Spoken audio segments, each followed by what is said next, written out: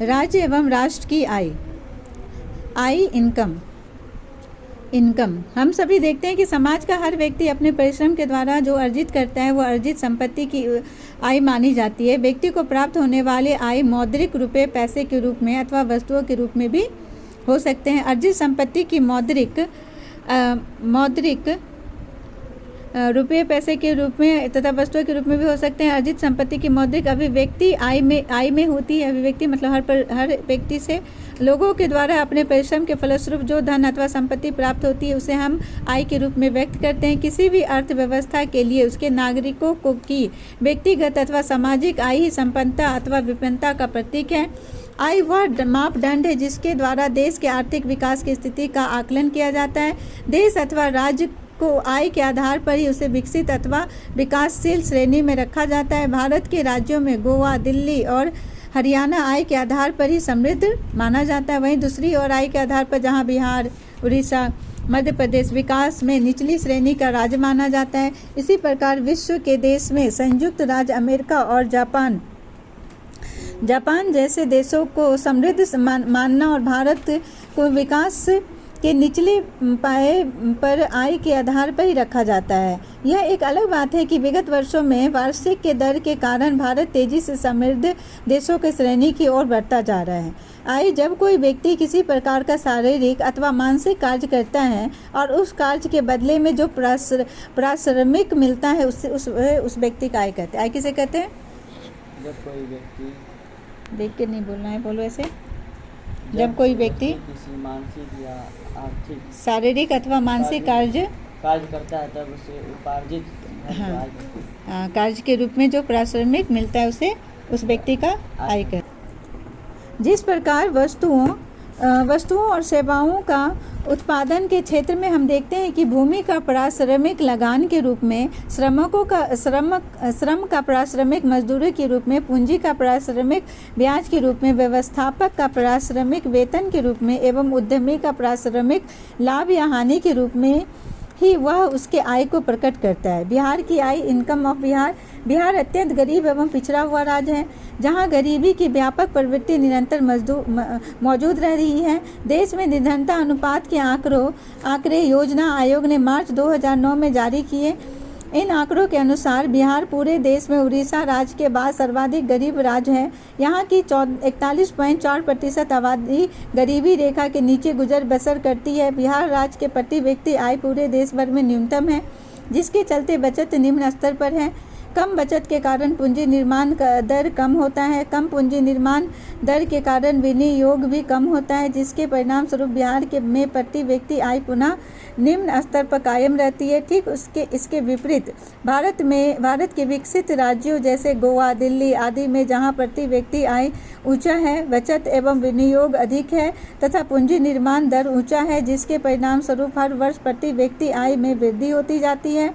सामान्यतः हम यह जानते हैं कि गरीबी को जन्म देती है। इसी कथन को प्रसिद्ध अर्थशास्त्री रैगनर मार्क्स ने गरीबी के कुचर्क विशियस सर्कल ऑफ पॉवर्टी के रूप में व्यक्त किया है, जिसका सार यह है कि गरीब इसलिए गरीब है कि उनमें गरीबी है। गरीबी के कारण उनकी आय कम होती है और अशिक्षा और अज्ञानता के कारण बच्चों को पैदाइश जन्म अधिक होता है। फलतः उनकी अगली पीढ़ी अधिक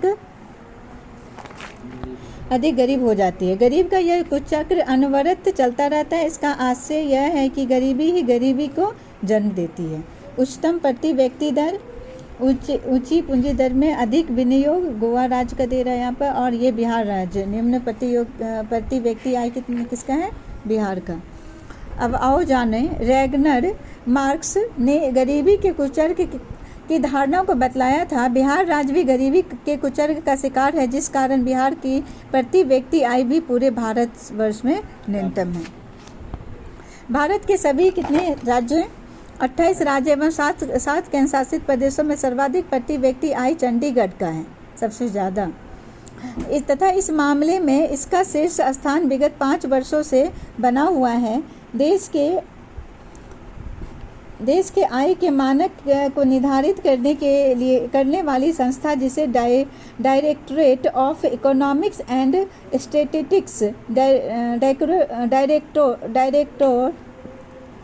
directorate of economics and statistics कहते हैं, उसके द्वारा 16 सितंबर 2008 को जारी किए गए इन आंकड़ों के अनुसार सन 2006 से 7 में चंडीगढ़ में प्रति व्यक्ति आय 70,361 रुपये रही, जबकि देश के केवल 28 राज्यों की चर्चा करें तो इनमें सर्वाधिक प्रति आय वाला राज्य गोवा और दिल्ली को बताया गया।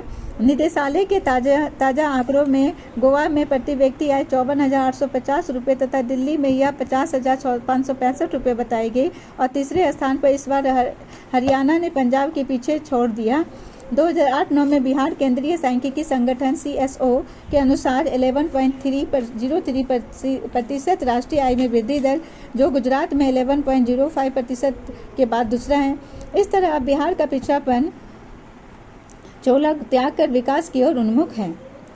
आओ जाने निदेशालय की इस रिपोर्ट के अनुसार सन 2008 और 9 में भारत के प्रति व्यक्ति आय 25,494 रुपये है, जबकि बिहार के प्रति व्यक्ति आय 2005 से 6 में 6,610 रुपये हैं।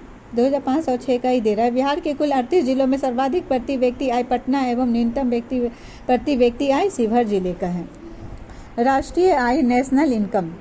अर्थशास्त्र में राष्ट्रीय आय की धारणा बहुत ही महत्वपूर्ण पहलू है। किसी देश का आर्थिक विकास उसकी राष्ट्रीयता आय पर निर्भर करता है तथा आर्थिक प्रगति महत्वपूर्ण पहलू है। किसी देश का आर्थिक विकास उसकी राष्ट्रीय आय पर निर्भर करती है तथा आर्थिक प्रगति को मापने का सर्वोत्तम साधन भी राष्ट्रीय आय की है, जहां राष्ट्र की संपूर्ण आय उत्पादन के विभिन्न साधनों के सम्यक प्रयास से होता है। प्रत्येक साधन की भागीदारी उत्पादन की क्रिया में होती है। फलतः उत्पादित की हुई वस्तुओं से प्राप्त आय का सभी साधनों के बीच में वितरित किया जाता है। अर्थशास्त्र में वितरण, डिस्ट्रीब्यूशन की धारणा राष्ट्रीय आय के आकलन में एक महत्वपूर्ण स्थान रखती है, जिसे हम उत्पादन के विभिन्न साधनों की भागीदारी में हिस्सा लेने को कहते हैं। वास्तव में उत्पत्ति के विभिन्न साधनों के सहयोग से राष्ट्रीय आय की प्राप्ति होती है और राष्ट्रीय आय को पुनः इस साधनों के बीच वितरित कर दिया जाता है। अब हम राष्ट्रीय आय का विस्तार पूर्वक अध्ययन करेंगे।